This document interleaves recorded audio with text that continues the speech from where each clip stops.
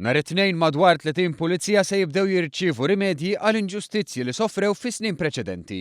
Dan wara li l-ilmenti tagħhom ta' inġustizzji fi snin li għaddew ġew milquha mill-Bord tal-Grievances imwaqqaf mill-Gvern fl-2014.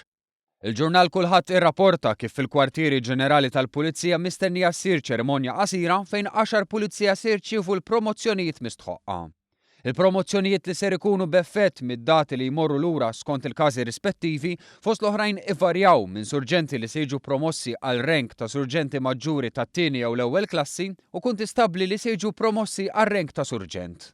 B'hekk tkompli ssir ġustizzja ma' dawk li batew inġustizzji fuq il-post tax-xogħol tagħhom fl-imoddi. Fi żmien li ġej 20 persuna oħra li għadhom qegħdin iservu jew servew fil-korp mistennija jirċievu rimedji oħrajn li jinkludu kumpens finanzjarju bħal pensjoni aġġustata. Ma' Gazzetta Kulħadd il-Ministru għall-Intern u s-Sigurtà Nazzjonali Carmelo Abela qal li fl-aħħar jinbdew jiġu implementati r-rakkomandazzjonijiet tal-Bord li jinvestiga dawn il-każi u li dan ma kienx l-ewwel wieħed tal-forma tiegħu. U qal li din kienet deċiżjoni oħra immirata biex isewwi l-inġustizzji li seħħew fl-imoddi.